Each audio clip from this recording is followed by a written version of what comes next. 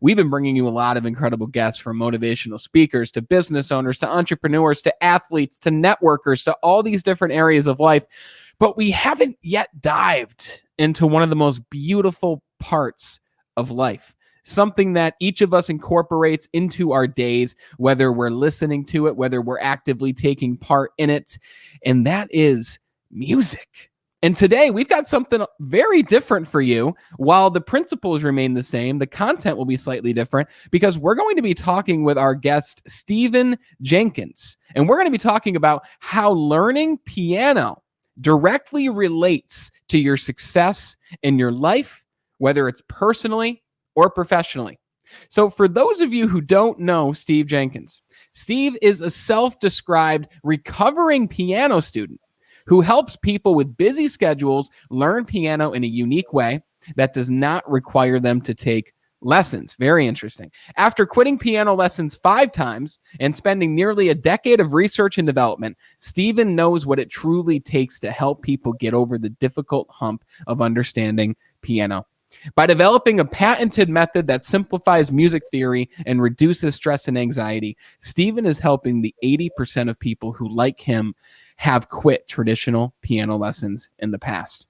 Steve has landed coverage in print and broadcast outlets around the world and has been recognized in academia as a modern innovator to be watched.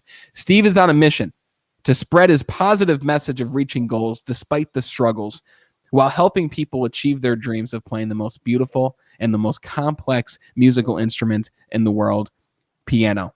And let me tell you, Steve, I have to agree with you that it's the most beautiful and complex instrument in the world, my friend. And it's great to have you here on the show. Thank you so much for having me, Brandon. I'm so privileged to be here with you today. Same here, brother. Same here. Let me tell you, you reached out to me several months ago, and I think you shot me an Instagram message and an email. So several different ways of communication there.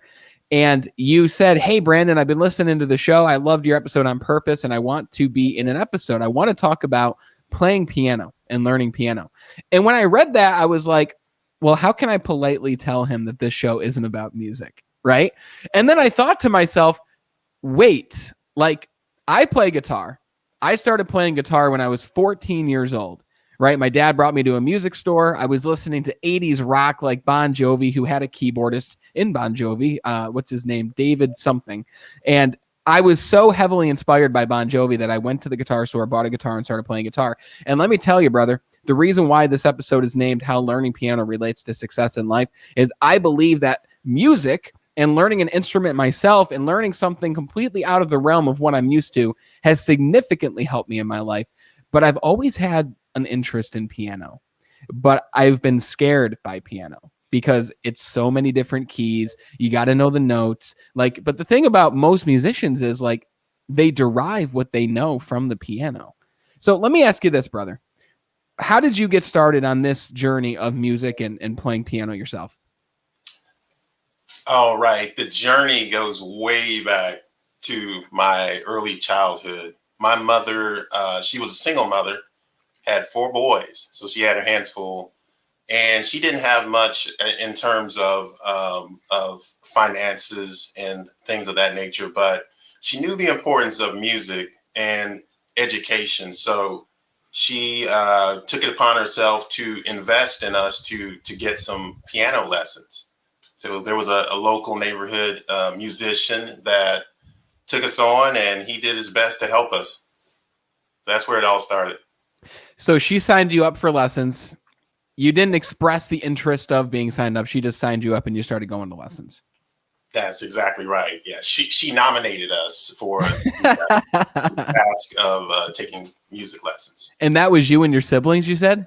Yes, me and my 3 brothers. Are you the only one that continued? No. So that's a good question also. So I have a brother, my oldest brother, Stan. He's called Stan the Piano Man.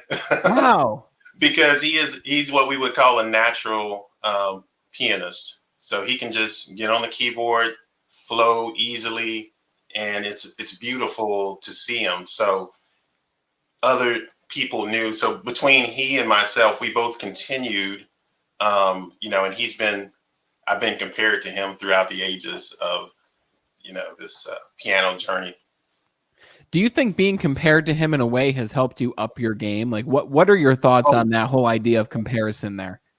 It has, and it's been something that's encouraged me to continue on. You know, he's a musician in his own right, and you know, my approach to it had to be different because the piano lessons that he took, they connected. For me, they did not connect. So, but I still had the same desire and passion that he had, I would say. So I just had to keep striving after it. Yeah, no, absolutely. A lot of times we get compared to people who are in the same game as us, and comparison can be dangerous because, like you said, lessons connected for him, right? So he learned in different ways than you learned, and they didn't connect for you. So speaking of lessons, let's talk about lessons, because for years and years and years, I took guitar lessons. Awesome. And I'll tell you why guitar lessons were valuable for me, but they also weren't valuable in some ways. And it wasn't because of my teacher. It was because of me and my own work ethic and my own commitment to the art of playing guitar. So let me ask you this. When your mom signed you up for lessons, what were your thoughts at that time? If you can remember back, like, what were your thoughts when she says, all right, Steve, you're going to piano lessons with your brothers? Okay. Yeah. I remember clearly because, you know, piano is beautiful. First time I heard it, I can't remember that exact time, that moment, but I loved it. But the thought of taking lessons, you know, school is for lessons for me, right? For me, I wanted to learn how to play this instrument, but I didn't want to be in a strict, rigid set of guidelines to do it. So those lessons, they were very strict, very, you know, do it this way, sit this way. And that aspect of it was really what didn't work for me so well. Gotcha. So when she told you, though, like, were you excited about it? Were you not so excited? Yeah, I was excited because, again, I wanted to do it. I wanted to be able to play piano. So, yeah, the excitement was definitely there. It just got quenched so quickly because for me, it just didn't come easy. Yeah, absolutely. What are your thoughts? Because I know you're a father yourself, right? Yes, so how many children do you have? I've got one. A son, daughter? Son, yes. How old is he now? He is 7. He's about to be 8. Oh, very cool, man. Very cool. So you've got an almost 8-year-old. How old were you when your mom signed you up for lessons? Oh, wow. You know, that was probably around his age, right around his age, 5, maybe 6 or 7. Are you going to sign him up for lessons? Are you going to give him lessons? I guess my question is, like, what are your thoughts on parents who sign their children up for lessons without first asking them, hey, are you interested in this? It's the same thing. We can relate this to gymnastics. We can relate this to parents saying, oh, well, my son will play football. He will be into sports. Like, it's kind of the same thing. It's just a different avenue. So what are your thoughts there? And are you going to sign your son up for it? So, you know, that is a great question. I think that parents do have a sense like they know better than the child at that age. So they know there's some value to it. Just like my mother, she knew something about it. You know, she was right as well. You know, my young mind didn't want to go through the rigid process, but it was still the right decision to put me in those lessons. And if anybody's going to latch on and learn, it's going to be at that early age. The earlier these children can get into something productive like that, oh man, they can have a lifetime of enjoyment. And you know, as you get older, you get all these other responsibilities, right? You get these work. You got all these other. You got children, perhaps. You got all these other things going on. And for me, that's when it really got too time consuming to practice and to take lessons. But children, yeah, I would definitely do it. Now, my son, he naturally just went to the piano because he saw me doing it all the time. But I allow him to learn it his way, on his terms. So I don't put a lot of pressure on him. I don't put a lot of stress, you know, because I want him to like it. I want him to enjoy it. And he's learning in a natural way. Do you believe that everybody has the innate ability, or even that everybody should adopt some form of musical talent, or not adopt a talent? Because I don't believe in that. I believe in skill. I believe you can be great at anything you put your time and energy into. But do you believe that every one of us, and the reason I ask this is, a lot of people say, oh, I'd love to learn the piano, but music's just not my thing. I'd love to learn the guitar, but my fingers just don't move that way. That's Right. the number one thing I hear, man. And it's like, well, yeah, my fingers didn't move that way either, but I got them to after time and practicing over and over. Do you believe that everybody can benefit in some area of their life by adopting an instrument or music? Yes, I can't help my physical body is saying yes. I think that the ability to do things like play piano or play guitar or learn, anything that's complex, I think it's in us as people. I think certain aspects of those different, some of us have qualities that we're able to draw it out easier, and others of us, we just need a different way, a different avenue to pull it out of us. But if you look at a song that you like, that you enjoy, that you've played maybe 1,000 times on the radio, and you sing along with it, that song by heart, right? Eventually, the words. It's almost like it's embedded in you. So there are pieces of that music that are in you. Now, can we sing it on key? Can we play those notes, right? Maybe. We just don't know yet because, we haven't found the way yet. And that's what I've found. The musical ability is there within us. I'm certain of that. Do you sing too? I like to sing, like but to. I wouldn't, I wouldn't try out for any of those award shows or anything, those competitions, reality shows. I love that you say that you like to. And the thing is, like, a lot of people say, well, I'm not a singer, right? And when you say I'm not a singer, then you're not going to be that, right? You're going to have the belief in your mind that that's not something you do. And let me tell you, man, like, I started playing guitar when I was 14, and I started taking lessons, right? And I started going through, and I became different than other people around me in school, right? Because I had this art that I picked up, this practice, and it made me feel good about myself because I was learning something in addition to the curriculum that was given to me. But it also, like you said, it allowed me to express myself in a way that I couldn't express myself playing online video games, right? Because that's also something else I did. So it gave me like another option in my life to go to. And while I've never really quit playing guitar, I guess there was a period where I stopped playing for like a year, right? One of my questions will be like, what do you believe the difference is between taking a break and quitting? Because you say you've quit 5 times, but let's talk about the first time. So you're starting to take these lessons that your mom signed up for you and your brothers, and you started doing it. They started teaching you all this, the rhetoric of how to sit, how to do all these different things. What did that first stint of time look for you when it came to your experience with piano? Right. The stint of time, if you're talking about how long did that period go, it was probably about a year at that point. And what ended it was probably we just couldn't afford it, to be honest. So my mother, she was really rigid about it. She had us at home, practicing, and we took it very seriously, and learned quite a bit. So that's what that looked like. It was pretty much the traditional, like what you would think of a traditional piano lesson. So it got to the point where she just couldn't afford to send you and your brothers. Yes, that's right. Did that spur anything in you? Like, do you remember the emotions at that time when she said, I'm not sure how she told you because you were so young, but Steve, you can't go to lessons anymore because of the finances. Like, tell me about that time. Well, I was actually glad because I didn't enjoy it. I didn't enjoy it. Part of learning traditional piano is you play scales, what they call scales. They do it in guitar as well, right? And it's pretty repetitive.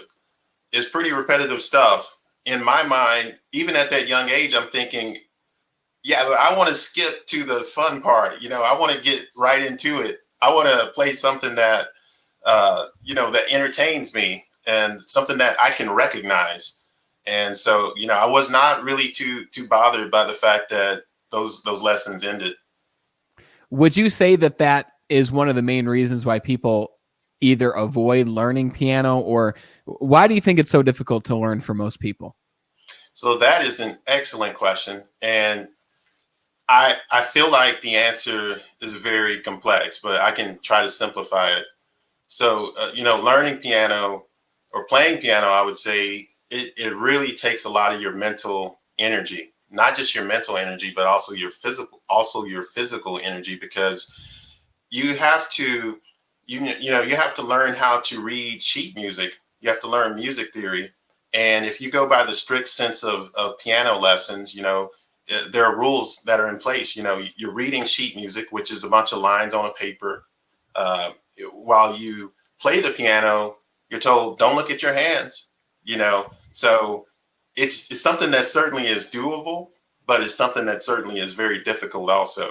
And another thing, when I didn't think about this until I read an article years ago, and it talked about bimanual labor, which is the neuroscience of playing piano and other things that require you to be ambidextrous. So whether you're right-handed or left-handed, playing piano says you have to do the same thing with both hands the same way at different paces, so the rhythm in the left hand is not the same as the rhythm in the right hand. So you got all this mental energy that's going into it. Don't look at your hands, learn how to read the sheet music and be ambidextrous at the same time. So a lot of people, they can do it if they stick to it, but they just don't stick around long enough.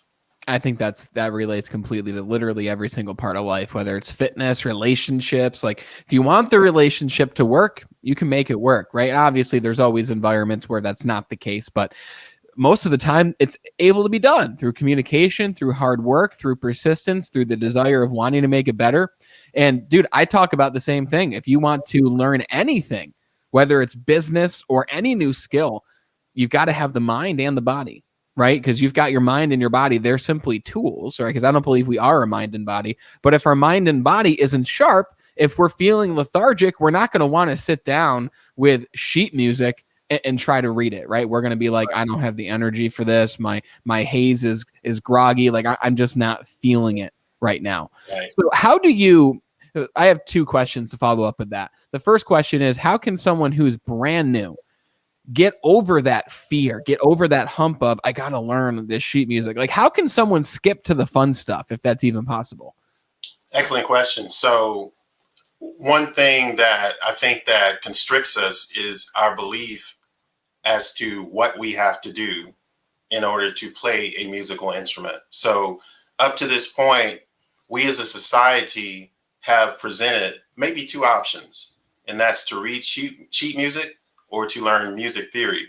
So for the lack of better options, those are the ones that people have been presented with. And as an adult, generally, you don't have as much time to commit to those learnings styles. They take a lot of time up. So my thing has been to scale it back, to simplify it and make it easier so that, it's something that is learnable, something that is doable, whether you're a young child or whether you're an adult. I want to make it accessible to as many people as possible. Yeah, I think that's a beautiful thing. And I like what you said there about changing the beliefs that you have around it. I'm reading this book right now by this guy named Bruce Lipton. I think you would really like this book. It's called The Biology of Belief. And it really just talks about, like, there's a whole chapter on belief, and there's a part that talks about the placebo effect, which all of us have heard, right? Where he talks about these doctors who've actually given half their patients surgery and they've given half a fake surgery. Like, they would make the incision, but they wouldn't do anything with the knee. They would simply make the incision, wake the people up, say your surgery is complete. Now here's an exercise routine to follow and you're going to feel better, right? The people who had the fake surgery performed the same amount of recovery and felt the same way as the people who actually went through it. But nothing physically changed. It was in their mind, right? The placebo effect is a very, very real thing. And it's not like motivation stuff. Like, it's real, like it's science. Yeah. But there's also something that they call the nocebo effect, which is a disempowering placebo. The placebo of, oh, I'll never be able to learn how to play piano. I'll never be able to become great in business. Like, my fingers are too short. How am I going to play? My hands are too stubby. How am I going to reach all the different keys? Oh, I've never had the dexterity. Like, all these different reasons and excuses that people create that actually start to build into our physical body and our mind, which causes us to believe these things that we've been saying to ourselves. So were there any beliefs that you had to personally, like, rewire in a sense, in order to help you get to where you are right now. 100%. Yes. And my thing was, so I started this mission maybe about 10 years ago. My son is 7 years old, so about 10 years ago. And I was at a point then where I was quitting piano my last time, right? The fifth time. But I knew I still wanted to play piano. So I wasn't quitting piano. I was just quitting piano lessons. I quit what I thought I needed to do or I had to do. All the things that I was forcing myself to do to play this beautiful instrument. I said, what do I need to keep from this strict guideline or format? And what can I take away to make it easier? So I just started that process of peeling back those layers. The foundation is a piano is not going to change, right? It's going to have those 88 keys, and they're going to have black keys, and they're going to have white keys, and they repeat. They're a pattern. I can't change that. But what I can change is my mindset. I can say, hey, I don't have to learn this through sheet music. Number one. Number two, I don't have to force myself to go through this rigid process of practicing scales over and over and over. Number three, I'm not going to get this out of the traditional options available. So what can I do? I can create something new. And so, I started with the mindset, actually, Brandon, positivity. There was so much negativity that I brought into this. I almost quit, like literally quit. But what stopped me from doing that is being positive and just saying, the problem is not the piano. The problem is everything that's trying to teach me piano, it just isn't working for me. So you're exactly right. You're absolutely right. Started with the mentality and then it grew from there. Wow. So you just had to adjust your approach to something that worked for you. It sounds like it took you a long time to come to that realization, which some people never reach that realization, which is huge. So let me ask you this, those moments that you quit, or at least you said, because obviously you didn't, because you've continued and look where you've brought it now. Those moments where you've quit, how did you know that you were quitting in that moment? Like, what were the emotions or the feelings that were attached to that decision of, I quit? Like, tell me about those moments, because there's been several of them. There's been several. And my learnings have been in all the different formats. So traditional piano lessons, trying to teach myself, trying to go on YouTube, buying courses that cost a bunch of money, and it always tends to be about the same problem. If I were to find a common denominator, piano lessons are easy at the very start. The first lesson is very simple, but then you're going to get to a point pretty quickly where the jump in a skill requirement is very high, and it happens very early on. And that's why I say, 80% of people that start taking piano lessons quit. And I've been challenged on that statistic, but it actually came from piano teachers. This is what they have found. And so we're all aware of this problem, but who is dealing with why? And what do we do with the other people? That's a large segment of people that want to do something, but they can't. They can't seem to get to their goal, right? So that's pretty much the story on how that came about. Now, you personally, when you decided to quit in those moments, like, how did you make that decision? Like, what did you like? Was it a feeling of, okay, now I don't have to spend the time doing this every day? Or was it a feeling of, another time I've quit? Like, tell me about that for you. Emotionally, it's a bad feeling, of course, and generally it's, hey, I hit a barrier. I hit my tolerance or my threshold for this requirement. I think the last time when I was taking piano lessons, I just wasn't making the progress that I wanted to. I was playing scales for 6 months, which means you're going up and down the keyboard over and over and over and over and over. So my main goal at that point, when I went into the lesson, was I wanted to play a song for my wife's anniversary, right? Something romantic. And I never would reach that goal in time, because I was playing these scales. So every time I quit, it felt like a failure on my part. And, emotionally, we quit for a reason, because we reached the brink of what we feel we're capable of. So tell me about this. This thing about scales, man, and I still have a fear of like for a guitar. I'm not sure if it's the same with piano, but I'm sure it is. Like you got the pentatonic scales, you got the Lydian scales, you got all these different scales. You got the major, you got the minor, you got the diminished, you got all these different things. And like, yeah, like the scales for me was just boring rhetoric, right? You're just going up and down, doing different exercises through the scales to learn the scales. Why is learning those foundations so important to the success in the instrument, even if it doesn't seem it? Well, it's foundational to it because it's number one, it's historical, in the fact that if you become really skilled at those scales, it lets you to be very flexible. Like your understanding of the instrument, it grows tremendously just to be able to understand all those scales. And like you mentioned, there's so many variations.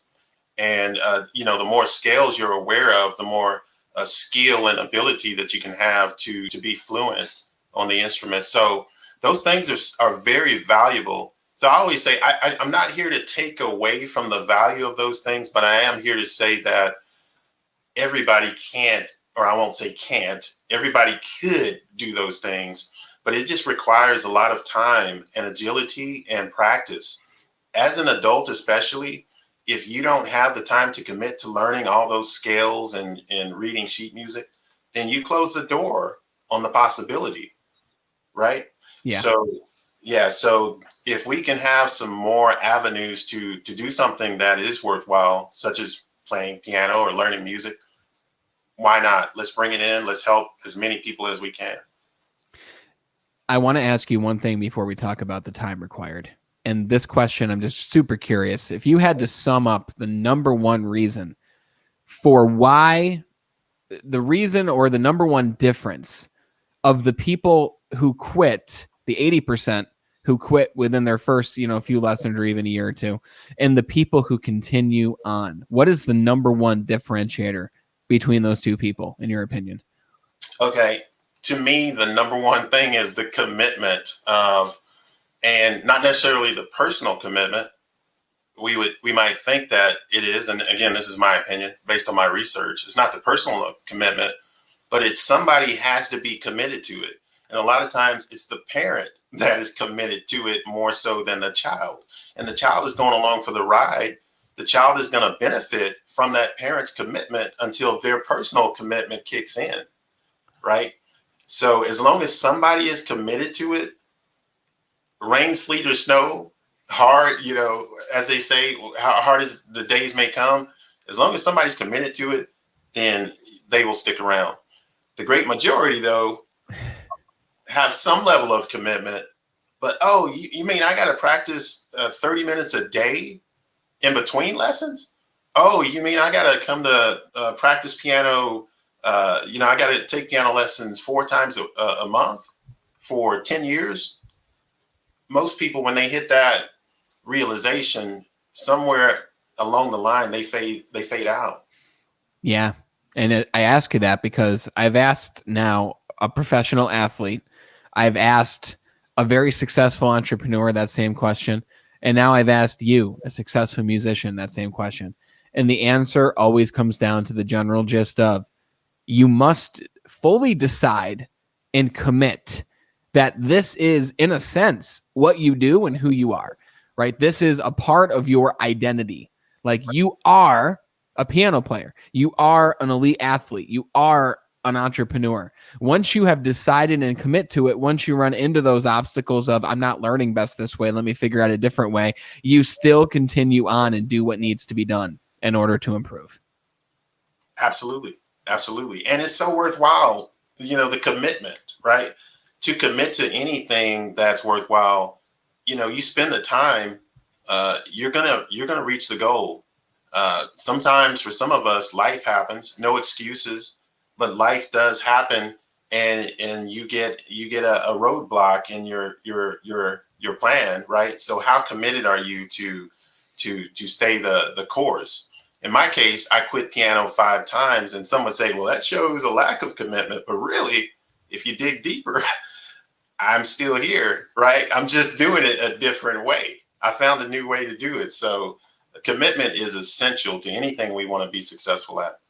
And I think it's important too that each of those Steve Jenkins who quit, they were all very different people than the Steve Jenkins now, right? That's You've very evolved. true. Yeah, that's very true. Life is a series of, how many lives do we live in our span of time?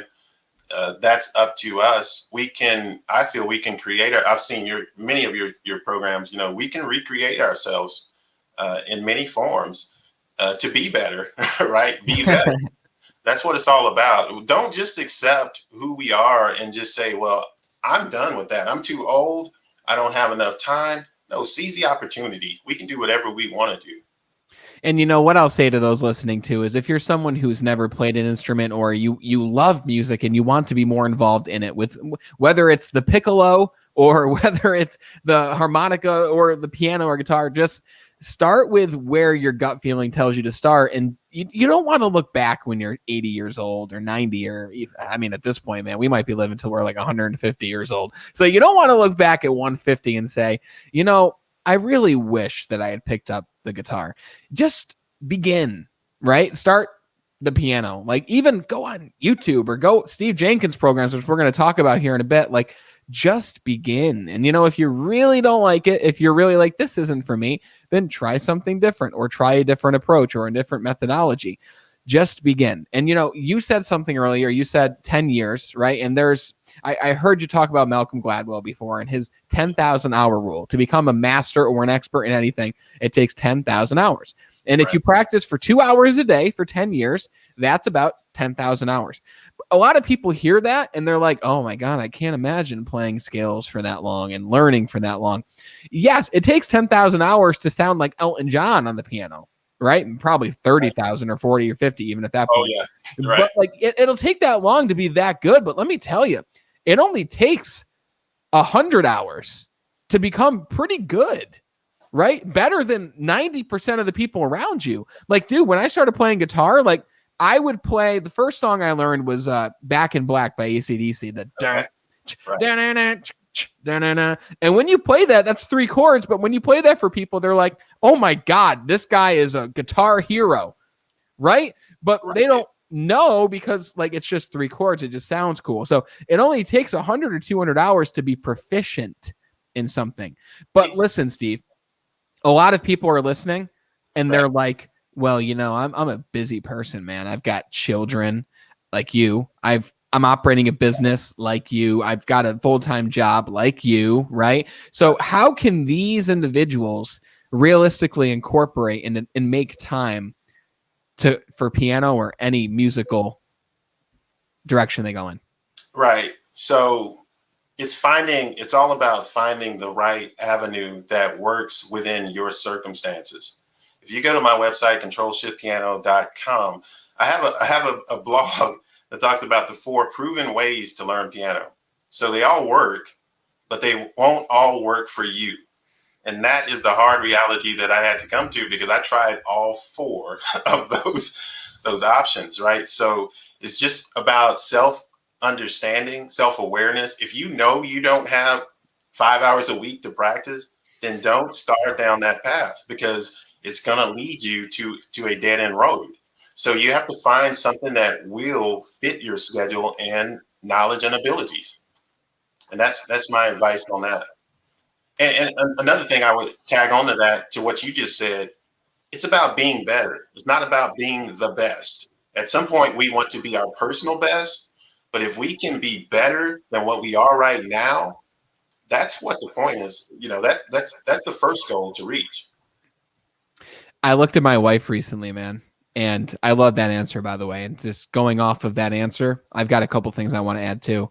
I looked at my wife recently when I was playing my guitar, and I looked at her and I said, Bree, one of the things that I'm most proud of about myself is that I never stopped playing this instrument. I started when I was 14. I'm 27 now. Dude, like I'm not even the person where I could even jam with other people. Like I could, but I'm not that kind of guy. I'm a hobbyist, right? I pick it up and I can look up the chords for any song and I can rock it and make it sound really good because I'm solid with chords and some other things as well, mainly an acoustic player. But it brings me so much joy in my life that I've spent, sure, maybe a couple years of dedicated practice to now have an avenue that can bring me so much joy and happiness, something that can help me eliminate my stress when I have a stressful day with business or at my job or anything. I have an outlet now that I can go to and play, and I can play a romantic song for my wife. I can make a cover video like I just recently did about a Bryan Adams song, and I can do those things that brings me happiness because I didn't stop. And for those who are having trouble with making time, remember the why behind why you're doing it, right? Remember, like, why did you even start to play this instrument? Was it to attract a specific person? Was it to expand your own horizons? Go back to your reason why, because when you're feeling down about it, when you're feeling like you don't want to do it, when you revisit that reason, it'll give you that extra juice that you need in order to keep going. Oh, that's so true. And we all need that. We all need that extra surge of energy, like just to give us the stimulation just to get it done. And that's with anything that you mentioned, Brandon. We got to keep our whys in front of us constantly. Absolutely. Let's talk about you as an entrepreneur now. Right. Okay. Because you found this love for piano. You've stopped playing many times, but you started many times. Right. And now look at where you've gotten to. Now You've got Control Shift Piano. Right. Now you're getting on shows and talking to people and being in front of thousands of people. So was this a strange shift for you to now jump into the entrepreneurial world? Like, tell me about Control Shift Piano and like let's start here. Where did that name come from? Because it's a really cool name. Hey, thank you. The name is really inspired by what I intend to do and what I feel like I'm doing, shifting control to you. So to the person to be able to play piano, because when you first sit down at this instrument and you don't know anything about it, it's very confusing, very intimidating. And what I found is I didn't feel, you talk about emotions, like I didn't feel in control. And I found that was the main problem. I felt so disoriented and so stressed that I couldn't get anywhere. So Control Shift Piano is shifting control to you. And that's anybody to be able to play piano very quickly. Wow. What an awesome design of that name. And it's a perfect length for a name. It's cool. It puts a visual in my mind of actually a keyboard, which is really funny because it's about piano. I'm sure that was an intentional thing. Maybe it wasn't. But did you have entrepreneurs in your family? Like, tell me about your journey of entrepreneurship, because this is something a lot of people listening can relate to. Like, did you know you wanted to be a business owner? Does it run in your family? Tell me about that. It doesn't run in my family, although I think that most people suppress a desire for independence, whether they know that, and then the perception is that being an entrepreneur, owning your own business will bring you some degree of freedom, which is true, right? You become the decision maker. You become the chief executive officer of your life.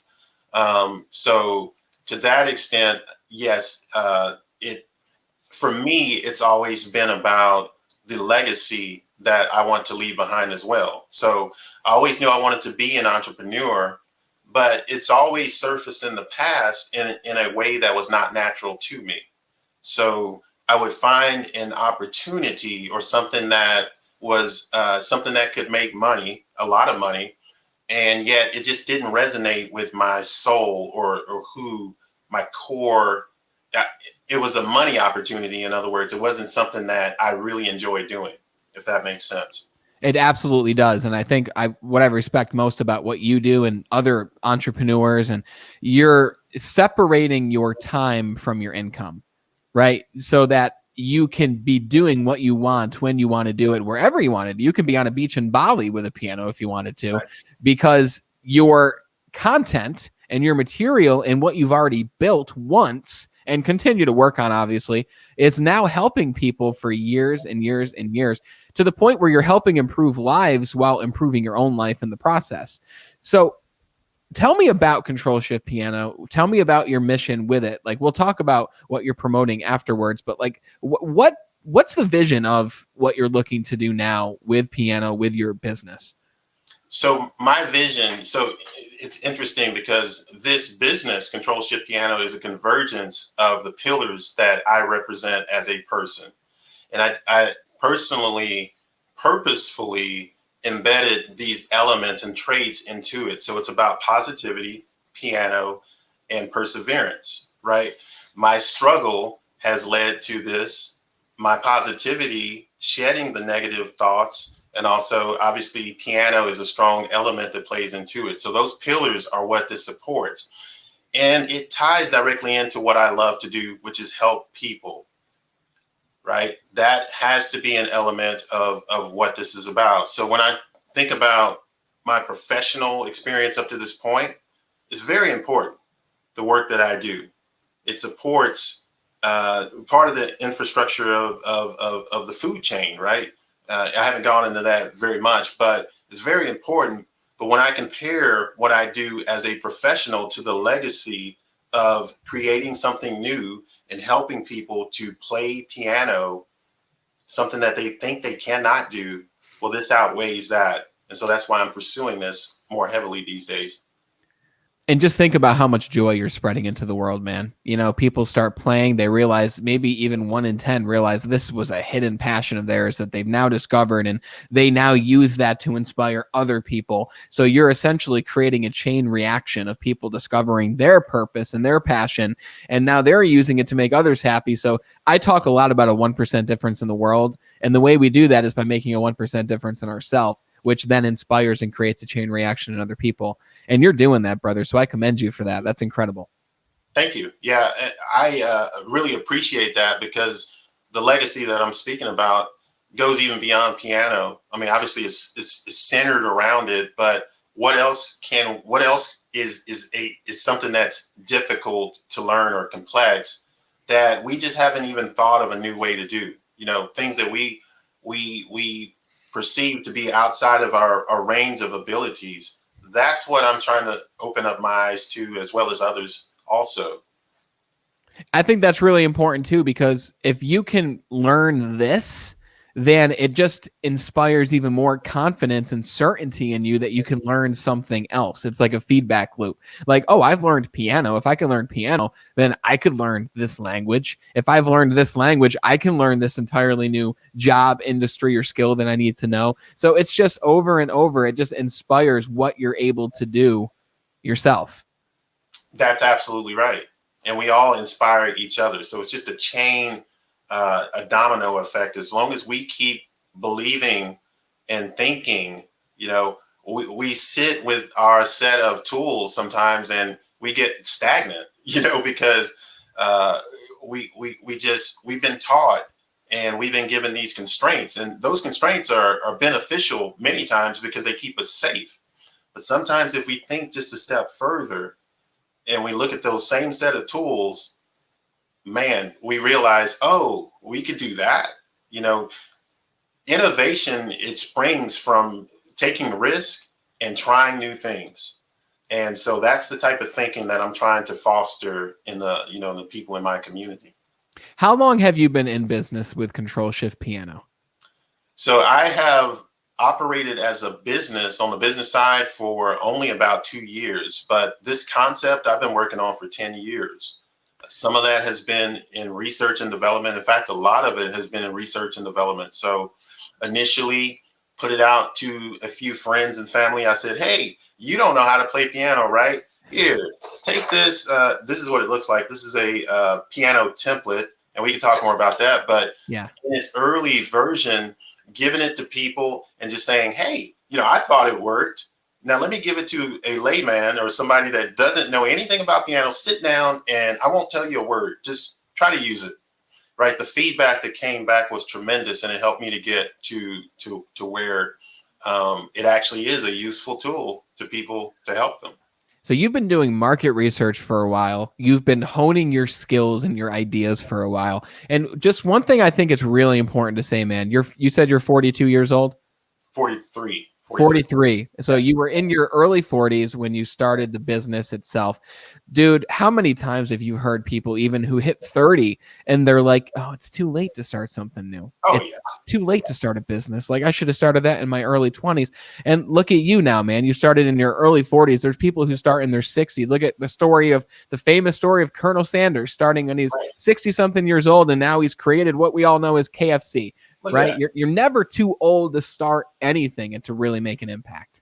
That's right. If Colonel Sanders can do it, as old as he was, no, it's not too old. But yeah, we all, it's the self-limiting beliefs of that hold us all back. We might point to somebody else and say they don't think I can do it, but really comes down to us, what we believe we can do.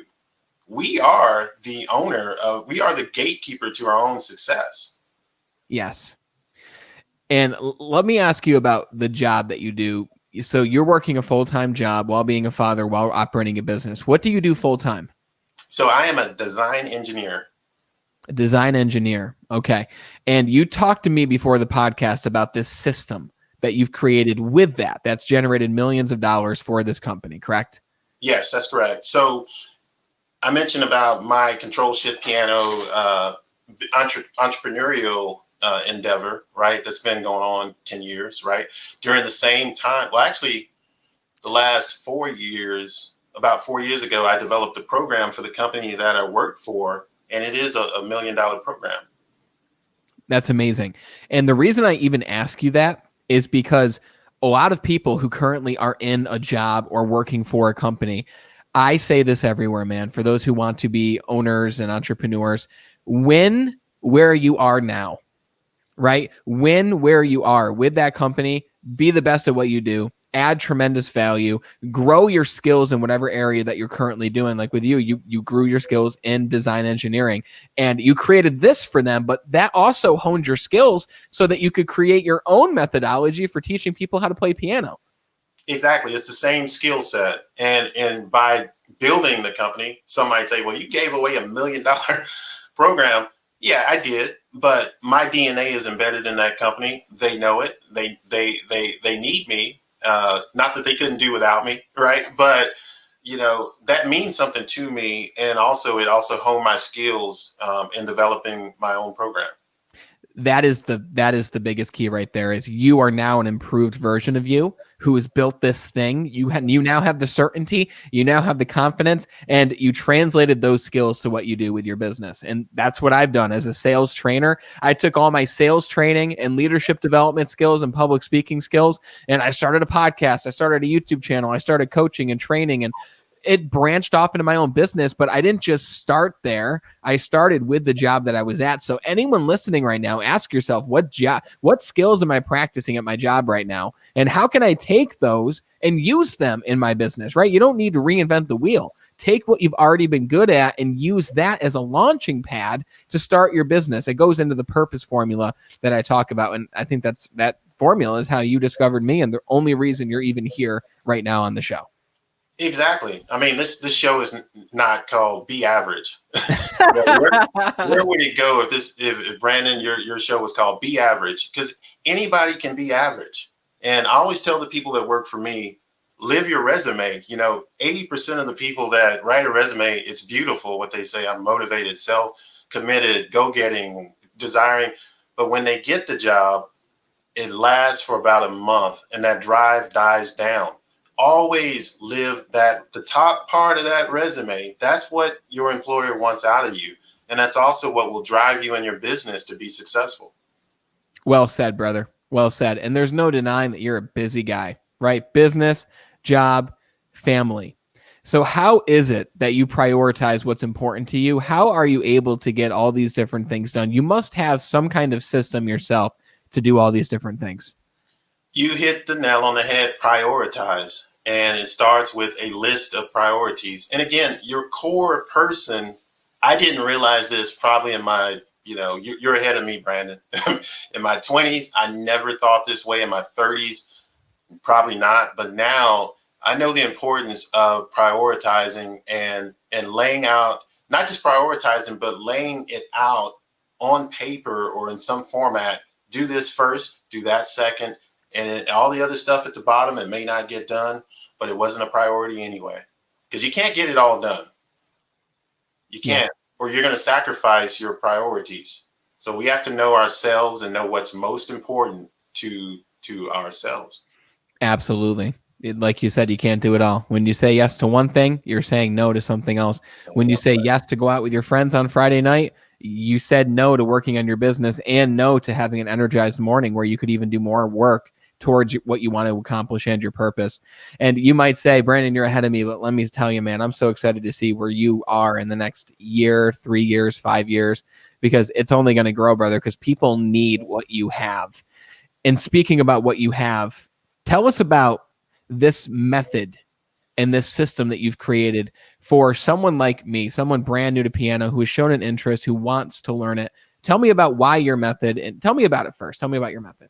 Okay, so the method is developed based on music, right? Music theory.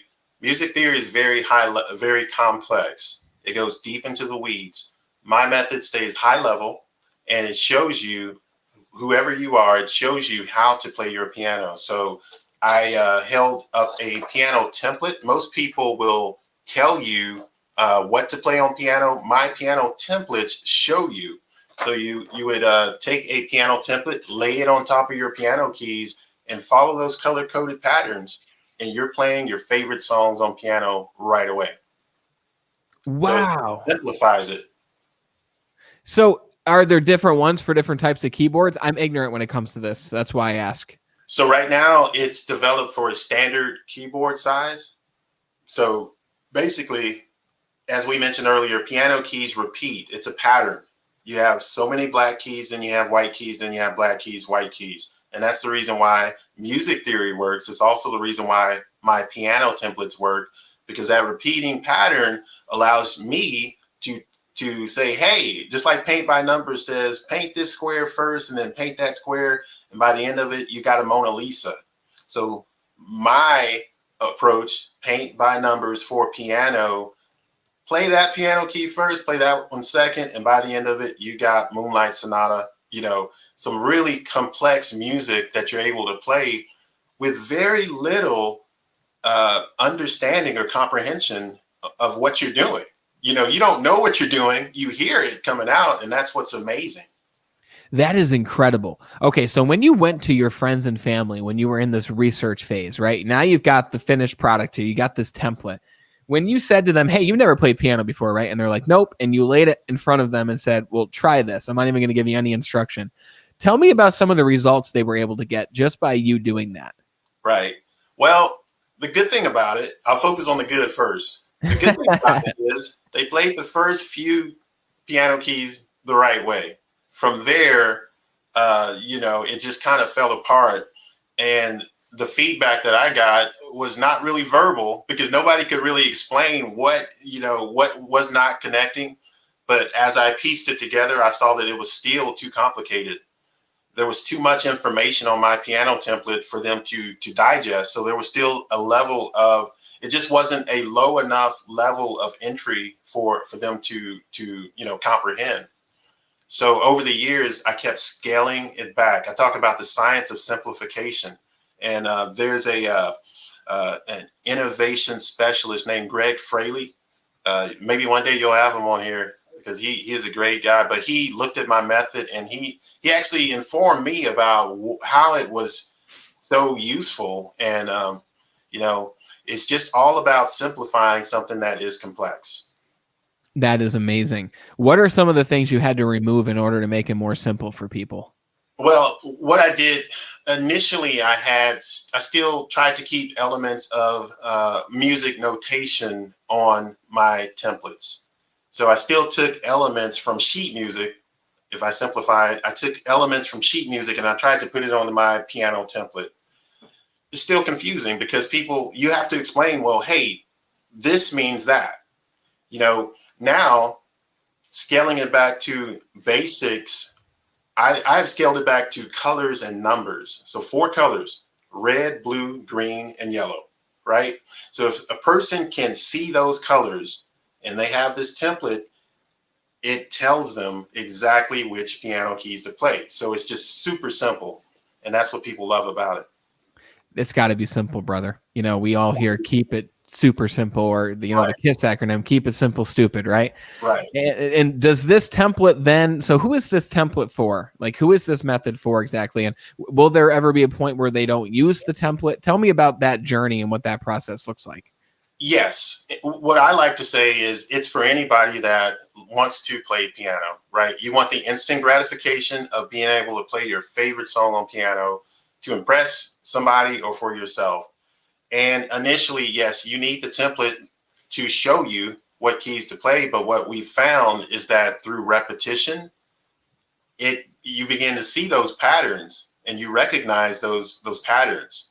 And going back to further what simplifies my process, you'll notice on these piano templates, there's no notation about rhythm. And the reason for that is because the rhythm is inside of you. If you are playing a song that you know and love, you already know the pace. So I've taken away that distraction and, just, hey, the rhythm is inside you. You know your favorite song, right? I'm just going to show you which piano keys to play in the right order, and you play at your own pace. I love how you've taken this quote unquote complicated subject and you've systematized it in order to be accessible to every person. And I like how you mentioned earlier, you didn't want to sit there and play scales for 6 months. You just wanted to take you just wanted to take a song and play it for the person that you love in your life, right? As like a romantic thing. And now you've taken that and you're like, well, here's a template. So older me or younger me could have done that exact thing that I wanted to do, which is very cool. So how can we find this template and how can we get started with this? Obviously, we got to have a piano, right? We got to get a piano. Right. Yes, you got to get a piano, but that shouldn't remove the barriers, right? The first thing to do is go to my website, controlshiftpiano.com/templates, and download a template so you can see for yourself. So you can get acquainted with what this method is, and it will also download with instructions. So do that before you get your piano, or if you have one, go ahead and do that, and you can get started right away. Amazing. Very cool. So you heard it, guys. I'm going to put the link to controlshiftpiano.com in the description so you can click it, download that template. Even if you don't have a piano yet, just take a look at it, get it like a general gist in your mind, and then go on Craigslist and go to the free section, and you could probably find a piano that someone just wants somebody to take out of their home, right? If maybe, you just get an electronic keyboard for $50 from Walmart, even. Just start simple and then progress as you continue. A lot of people, they want to work out, so they buy all the gym clothes, they get the membership, and then they go twice, right? Start simple. Keep it super simple. Very cool. Is there anything else, Steve, that you wanted to talk about when it comes to that? Any final words?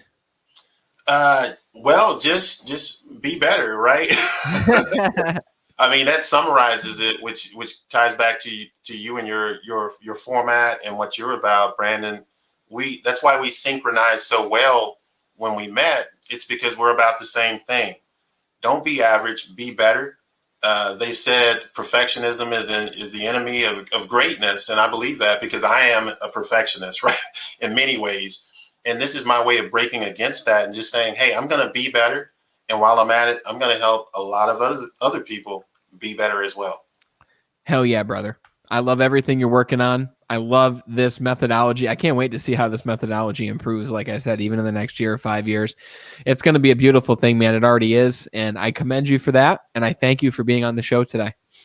Awesome, Brandon. Thank you so much too. And let's keep helping people and helping people to be better. Let's keep doing it, brother. I'll talk to you soon. All right. What a conversation about piano and learning something new and stopping something and restarting something and the benefits that music and learning anything new can bring to your personal and professional life. We covered a lot. And like Steve said, if there's anything you could take out of this conversation, if there's something that you want to start and you've just been waiting on it, don't look back when you're 70 or 80 years old and wish that you'd started something. Start now, right? Go to controlshiftpiano.com. even if you never thought about piano, but you know you want to be more musical, the piano is like the mother of all instruments, right? Every instrument is practically based off the theory that you'll learn with piano, but it doesn't have to be difficult. ControlShiftPiano.com. The link is in the description. Download the template, right? So that way you'll join Steve's community. He can help you get to where you want to get to, because it's going to help you to become more musical and express yourself, but it's also going to help inspire the confidence in you that you can learn something new, so that you can continue to learn new things. Because the greatest achievers that I know are always looking to learn. They're always looking to grow. For everyone watching, you always ask, what's the number one way you can support this broadcast and support this show? Share this show with one person who needs to hear these principles, like what we talked about today with persistence and starting and knowing and learning, with one person. Only if you found value from the show. If you didn't find value, don't share the show. But there's no price of entry here. Share the show with just one person. That's my ask to you. And if you stuck around this whole time, I just want to thank you. And until we talk again next time, continue to be better.